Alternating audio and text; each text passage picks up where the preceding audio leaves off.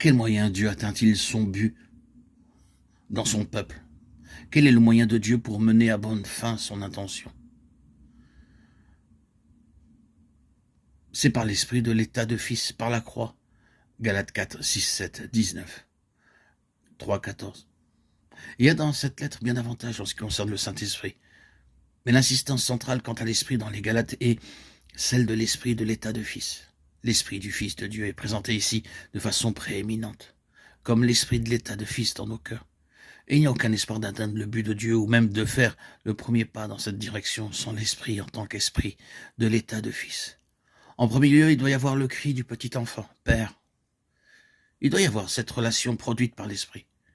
Puis l'esprit de l'état de fils, une fois qu'il est en nous, doit pleinement se mettre à former Christ en nous. Ainsi, dans cette lettre, l'apôtre dit « Mes enfants, pour qui j'éprouve de nouveau les douleurs de l'enfantement, jusqu'à ce que Christ soit formé en vous. » En vérité, nous pourrions dire que cela est la cause immédiate de cette lettre. Sans cela, que ces Galates étaient en train d'abandonner cette vie dans l'esprit en tant que fils, qui devait les amener au plein but de Dieu. L'apôtre est en travail sur ce point.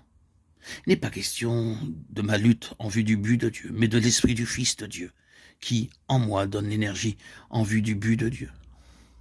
Oh, que nous ayons la foi ici.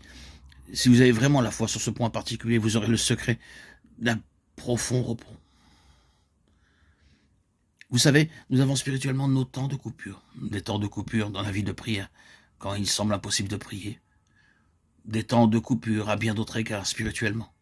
Peu importe nos efforts, nous n'y pouvons rien. Qu'allons-nous faire? Eh bien, si mon expérience vous est de quelque valeur, étant donné ce que je crois avoir découvert simplement un peu du secret des choses, je suis parvenu à cette position grâce à l'Esprit.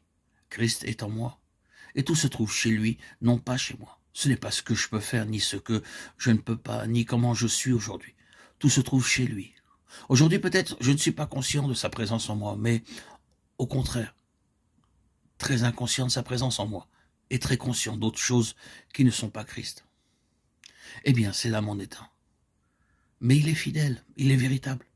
Il m'a accordé certaines garanties, s'engageant à ne point me délaisser, ni m'abandonner. Il a promis d'être avec nous tous les jours jusqu'à la fin, nous assurant que celui qui a commencé cette bonne œuvre la rendra parfaite pour le jour de Christ.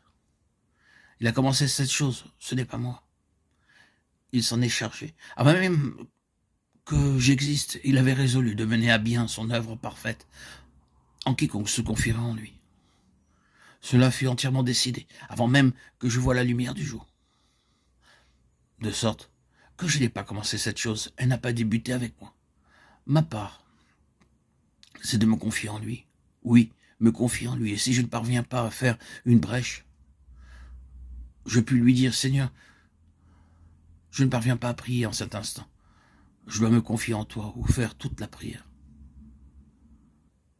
Aucun de ceux qui ont vraiment leur cœur attaché au Seigneur ne s'emparera d'une déclaration de ce genre comme un prétexte pour ne pas prier.